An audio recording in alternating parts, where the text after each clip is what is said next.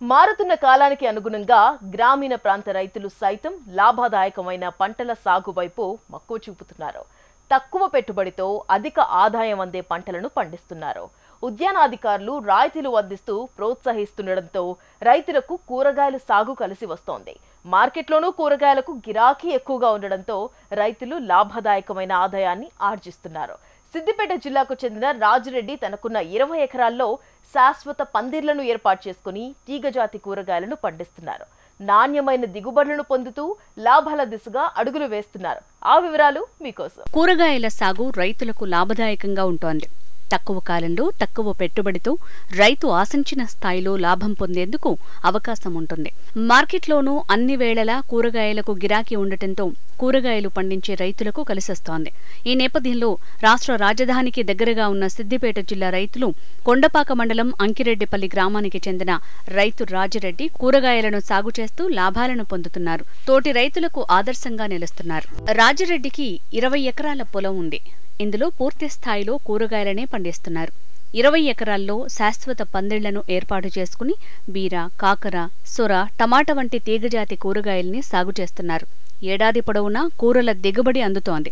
ప్రతిరోజు సుమారు 3 నుంచి 4 టన్నుల కూరగాయల ఉత్పత్తి జరుగుతోందని, తద్వారా ప్రతి నెల నికర ఆదాయం లభించడంతో పాటు లాభాలు అందివస్తున్నాయని రైతు హర్షం వ్యక్తం చేస్తున్నారు. 2009 నుంచి మొదలు పెడుతుంటుంటే 2009 నుంచి ఈ పెండాల్స్ స్టార్ట్ చేసినాము. హార్టికల్చర్ వాళ్ళ సహాయకంతో మేము ఈ పెండాల్స్ స్టార్ట్ చేసినాము.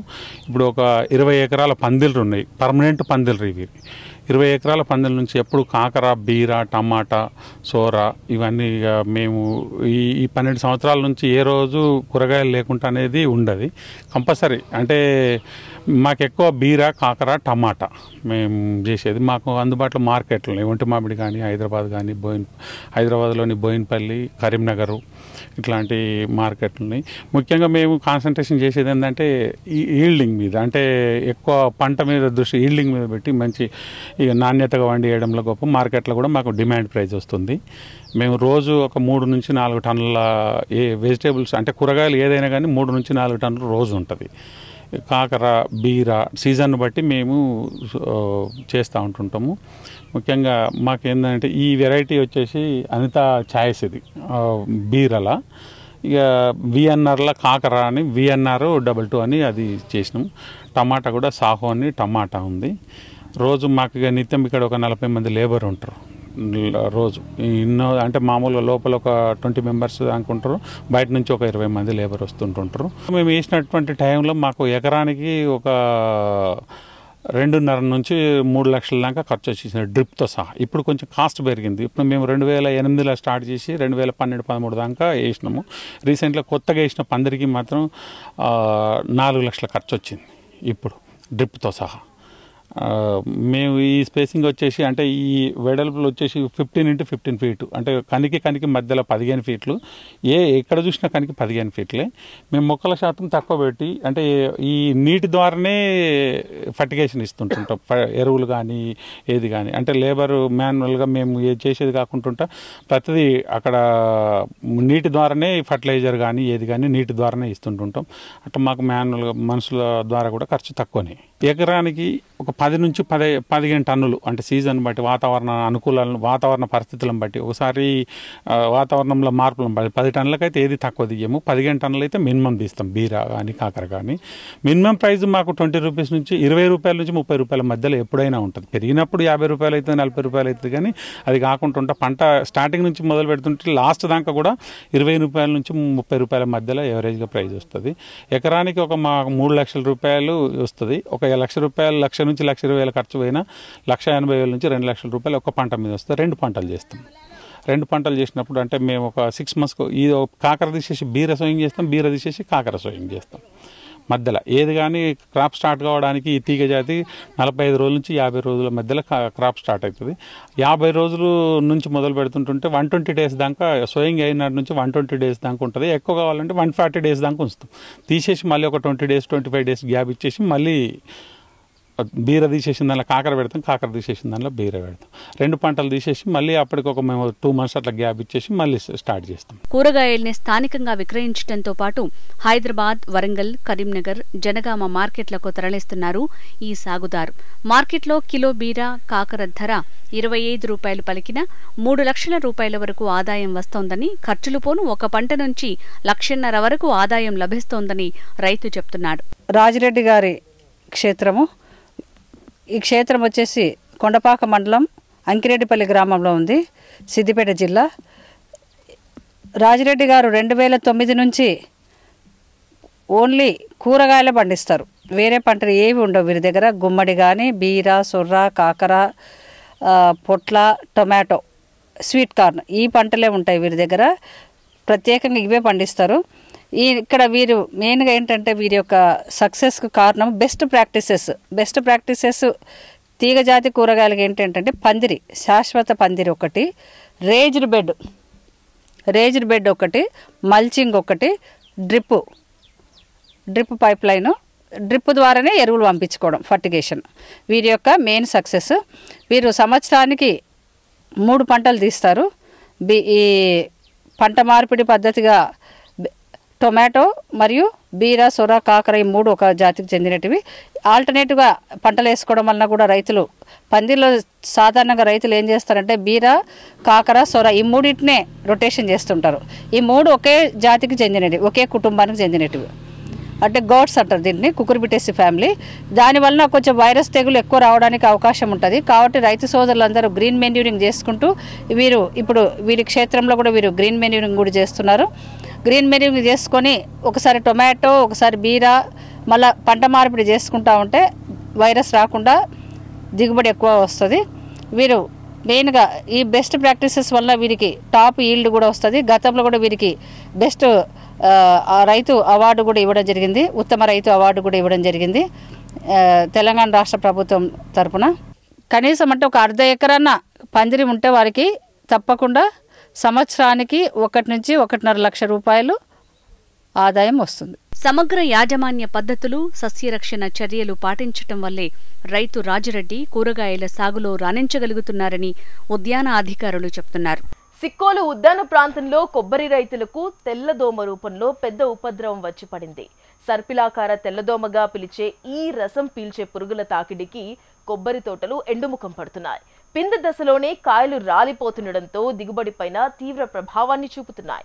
ఎన్ని నివారణా చర్యలు చేపట్టినా, మందులు వాడినా పరిస్థితిలో మార్పు లేకపోవడంతో రైతులు గగ్గోలు పెడుతున్నారు. ఈ నేపథ్యంలో అంబాజీపేట ఉద్యాన పరిశోధనా స్థానం శాస్త్రవేత్తలు జరిపిన పరిశోధనల్లో తెల్లదోమను నియంత్రించేటువంటి బదనికలను కనుగొన్నారు. శ్రీకాకుళం జిల్లాలో సోంపేట పరాన్న జీవుల పెంపక కేంద్రంలో ప్రత్యేకంగా ఈ బదనికలను సేంద్రియ విధానంలో ఉత్పత్తి చేస్తున్నారు అధికారులు.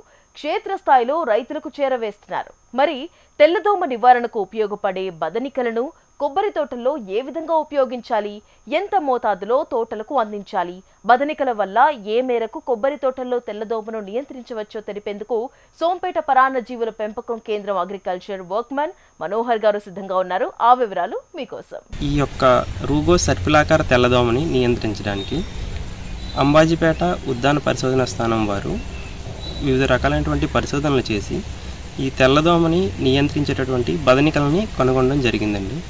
ఈ యొక్క పరిశోధనలో డాక్టర్ బీవీకే భగవాన్ గారు మరియు డాక్టర్ ఎన్బీవి చలపతిరావు గారు విస్తృత పరిశోధనలు చేసి ఈ యొక్క బదనికల్ని తయారు చేయడం జరిగిందండి.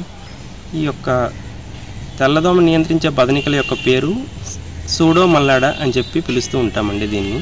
ఈ యొక్క సూడోమల్లాడా బదనికల్ని మనం ప్రయోగశాలలో తయారు చేసి అవసరమైనటువంటి రైతులకి సరఫరా చేయడం అనేది జరుగుతూ ఉంటుందండి. ఈ యొక్క రూగోస్ తెల్లదోమని నియంత్రించడానికి రైతులు ముఖ్యంగా తీసుకోవాల్సినటువంటి జాగ్రత్తలు 3 రకాలుగా ఉంటాయండి. ఒకటోది ఏంటి అంటే మనం తల్లిదోమని నియంత్రించడం అనేది మొట్టమొదటి దశ అండి. ఈ యొక్క తల్లిదోమను మనం నియంత్రించినట్టుగైతే సెకండ్ స్టేజ్కి అది చేరకుండా మనం దాన్ని కంట్రోల్ చేయాల్సిన అవసరం ఎంతైనా ఉందండి. ఈ యొక్క తల్లిదోమను నియంత్రించాలి అంటే రైతులు ముఖ్యంగా చేయాల్సినటువంటివి రెండు రకాలైనటువంటి పనులండి. మొదటి దశ ఏంటి అంటే ఇసారియా అనేటటువంటి ఒక బూజుజాతి శిలీంధ్రాన్ని పిచికారీ చేయడం. రెండోది ఏంటి అంటే పసుపు రంగు జిగురు అట్లని తోటలో పెట్టడం అండి. ఈ యొక్క ఇసారియా శిలీంధ్రపు బూజుజాతి శిలీంధ్రాన్ని పిచికారీ చేయడం వల్ల తోటలో ఏదైతే తెల్లదోమ యొక్క తల్లి దశ గుడ్డు దశ ఏవైతే ఉన్నాయో ఆ దశలని నివారించడం జరుగుతూ ఉంటుందండి. రెండోది ఏంటి అంటే పసుపు రంగు జిగురు అట్టలండి. ఈ పసుపు రంగు జిగురు అట్టల్ని మనం తోటలో 3 నుంచి 6 అడుగుల మధ్య ఎత్తులో కనుక పెట్టడం ద్వారా గాల్లో ఎగిరే తెల్లదోమంతా కూడా ఈ యొక్క పసుపు రంగు జిగురు అట్టని ఆకర్షించి చనిపోవడం అనేది జరుగుతూ ఉంటుందండి. దీంతో పాటుగా మనం రెండో దశలో ఏంటంటే గుడ్డులని తెల్లదోమ ఏదైతే గుడ్డును పెడుతుందో ఆ గుడ్డుని నివారించడం అండి. ఈ గుడ్డుని నివారించడానికి మనకి అత్యుత్తమంగా పనిచేసేటువంటి బదనిక ఈ మన సూడోమల్లాడా బదనికలండి. ఈ యొక్క సూడోమల్లాడా బదనికలు అనేవి మనం పూర్తిగా సేంద్రియ విధానంలో మాత్రమే తయారు చేయడం అనేది జరుగుతూ ఉంటుందండి. తోటలో 1 ఎకరాకి 2000 వరకు సూడోమల్లాడా గుడ్లని మనం విడుదల చేయడం అనేది అవసరం అండి. ఇప్పుడున్న పరిస్థితుల్లో దోమ ఉధృతి ఎక్కువగా ఉన్నప్పుడు రైతులు విరివిగా ఈ యొక్క సూడోమల్లాడా బదనికలని తోటలో విడుదల చేయడం ద్వారా కూడా మనం తెల్లదోమ యొక్క దశలని పూర్తిగా నియంత్రించడం అనేది జరుగుతూ ఉంటుందండి. మనకు ముఖ్యంగా ఏదైతే ఈ వర్షాకాలం చలికాలం ఉందో అండి, వాతావరణంలో ఉదయం పూట కానీ సాయంత్రం పూట కానీ 7 డిగ్రీల యొక్క ఉష్ణోగ్రత ఎప్పుడైతే తేడా వస్తుందో ఆ సందర్భంలో తెల్లదోమ ఉధృతి అనేది ఎక్కువగా ఉంటుందండి. సో ఈ సందర్భంలో వర్షాకాలం మరియు చలికాలం ఆగస్టు నెల నుంచి ఫిబ్రవరి నెల వరకు ఏదైతే ఉన్నాయో ఈ యొక్క 8 మాసాల టైంలో కూడా రైతులందరూ కూడా తోటలను నిశితంగా పరిశీలించి వాళ్ళ తోటలో వాళ్ళు కనుక ఒకవేళ తెల్లదోమ ఉనికిని కనిపెట్టినట్లయితే మన యొక్క ఈ సోంపేట పరాన్నజీవుల పెంపక కేంద్రం అనేది మనకి అందుబాటులో ఉందండి. అక్కడికి వచ్చి వాళ్ళు తమకు కావలసినటువంటి బదనికలని పొందడం అనేది జరుగుతూ ఉంటుందండి. సో ఈ బదనికలు అనేవి ఏంటి అంటే మనకి 1 ఎకరాకి వచ్చి 2000 వరకు గుడ్లని రిలీజ్ చేయాల్సి ఉంటుందండి. ఈ 2000 గుడ్ల యొక్క ధర 300 రూపాయలుగా నిర్ణయించడం అనేది జరిగిందండి.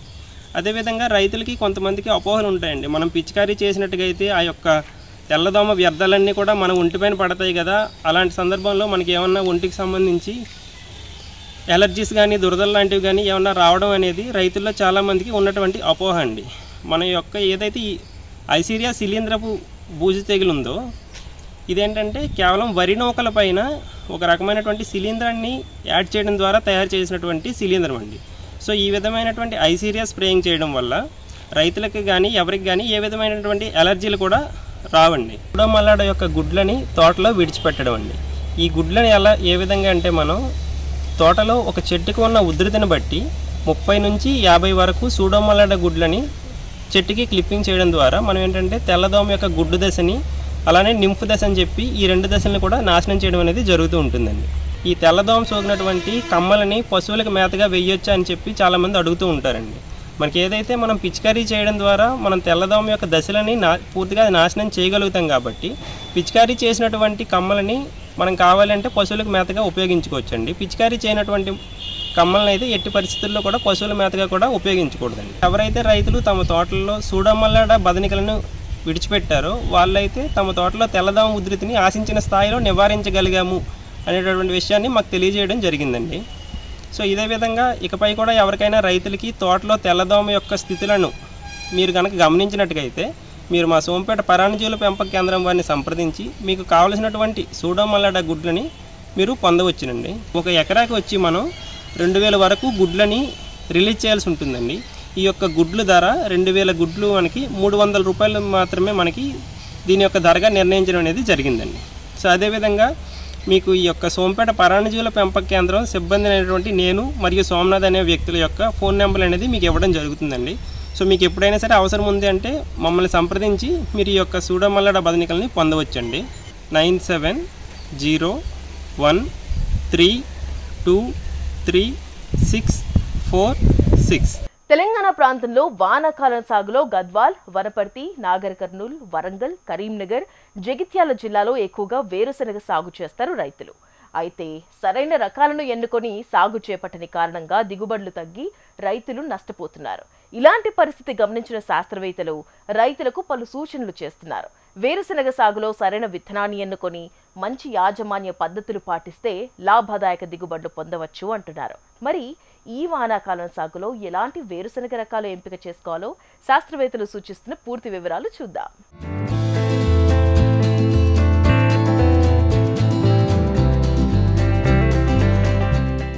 తెలంగాణ రాష్ట్రంలో వానాకాలం సాగులో గద్వాల్, వనపర్తి, నాగర్ కర్నూల్, కరీంనగర్, వరంగల్, జగిత్యాల జిల్లాల్లో ఎక్కువగా వేరుశెనగ సాగు చేయడం జరుగుతోంది. వానాకాలం సాగులో వేరుశెనగ విత్తుకోవాలంటే జూన్ నెల 2వ పక్షం నుంచి జూలై 2వ పక్షం వరకు అనుకూలంగా ఉంటుంది. సారవంతమైన ఇసుక నేలలు, గరప నేలలు వేరుశెనగ సాగుకు అనుకూలం. బంక నేలల్లో వేరుశెనగను సాగు చేయకూడదు. కదిరి 6, కదిరి 9, ధరణి, కదిరి హరితాంధ్ర, నిత్యహరిత, లేపాక్షి, విశిష్ట అనే రకాలు అందుబాటులో ఉన్నాయి. తెలంగాణ రైతులు కదిరి 6 రకానికి ఎక్కువగా మొగ్గు చూపుతారు. గింజలు పెద్ద సైజులో ఉండి ఆకర్షణీయమైన రంగులో ఉండడం దీని ప్రత్యేకత అయితే దిగుబడులు చాలా తక్కువగా ఉంటాయి. మార్కెట్లో ధర పలుకుతున్న ఈ రకానికి తెగుళ్లను తట్టుకునే సామర్థ్యం లేదు. బెట్ట పరిస్థితుల్ని తట్టుకోలేదు. అందువల్ల రైతులు కదిరి 6 సాగు చేస్తే నష్టపోయే ప్రమాదం ఉంది. అందుచేత కొత్తగా అందుబాటులోకి వచ్చిన నిత్యహరిత, కదిరి లేపాక్షి, కదిరి హరితాంధ్ర, అలాగే ధరణి వంటి వేరుశెనగ రకాలను సాగుకు ఎన్నుకోవడం మంచిదని తెలంగాణ వ్యవసాయ శాస్త్రవేత్తలు తెలియచేస్తున్నారు. ఈ మధ్యకాలంలో తిరుపతి పరిశోధనా స్థానం నుంచి రిలీజ్ అయిన విశిష్ట అనే రకం కూడా చాలా బాగుంటోందని వ్యవసాయ అధికారులు అంటున్నారు. ఇవన్నీ కూడా స్పానిష్ గుత్తు రకాలు. కదిరి 7, కదిరి 8 వంటి పెద్ద గింజ రకాలు తెలంగాణలో సాగుకు అనుకూలంగా ఉంటాయి.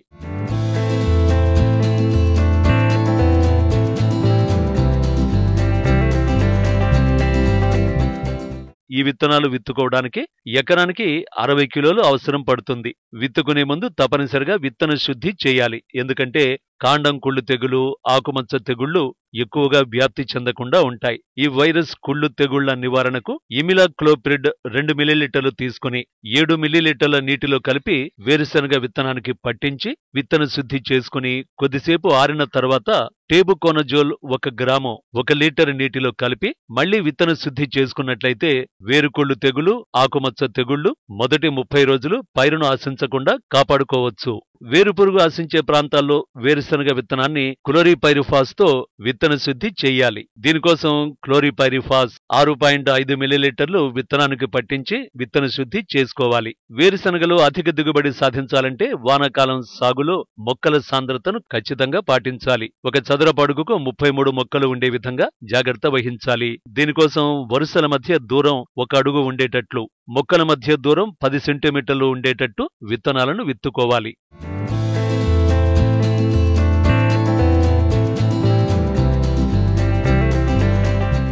ట్రాక్టర్ డాన్ సీడ్ డ్రిల్లర్తో విత్తనాలు వేసుకుంటే అనుకున్న మొక్కల సాంద్రత లభ్యమవుతుంది. అంతేకాకుండా గింజలు మొలక వచ్చే వరకు తగిన నీటి తేమ ఉండేటట్లు చూసుకోవాలి. దీనికోసం అవసరమైతే స్ప్రింక్లర్లు వాడుకోవాలి. మొలక వచ్చిన 20 నుంచి 25 రోజుల మధ్య కాలంలో మరోసారి నీటిని అందించవలసి ఉంటుందని శాస్త్రవేత్తలు తెలియచేస్తున్నారు. ఇలా చేసినట్లయితే మొక్కలు బాగా పెరిగి ఒకేసారి పూతకు వచ్చే అవకాశం ఉంటుంది. వరి మాగాణిలో అలాగే కొత్త పొలాల్లో వేరుశెనగ వేసుకునేటట్లయితే 200 గ్రాముల రైజోబియం ఎకరాకు సరిపడా విత్తనంలో కలిపి విత్తన శుద్ధి చేసుకోవాలి. ఇలా చేసినట్లయితే వేరుబుడపలు పెరిగి నత్రజని మొక్కకు బాగా అందుతుంది. విత్తే సమయంలో ఎకరాకు 18 కిలోల యూరియా, అలాగే సింగిల్ సూపర్ ఫాస్ఫేట్ 100 కిలోలు, న్యూరేట్ ఆఫ్ పొటాష్ 13 కిలోలు దుక్కులో వేసుకోవాలి. విత్తిన 30 నుంచి 35 రోజుల మధ్య కాలంలో 15 కిలోల యూరియాను వరుసల మధ్య వేసుకున్నట్లయితే మొక్కలు బాగా పెరుగుతాయి.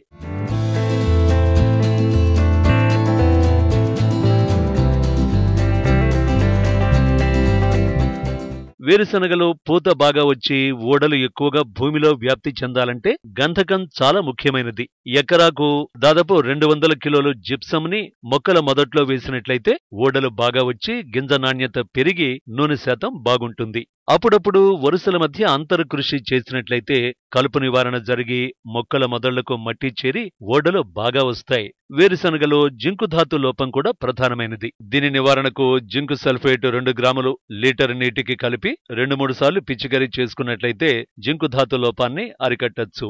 మొక్కలకు అవసరమైన గంధకాన్ని, కాల్షియంని కాంప్లెక్స్ ఎరువుల ద్వారా అందివ్వలేము. కాబట్టి సూటి ఎరువులను వాడుకున్నట్లయితే మొక్కకు కావలసిన నత్రజని, భాస్వరం, పొటాషు అందడమే కాకుండా అదనంగా గంధకాన్ని, కాల్షియంను అందించవచ్చు.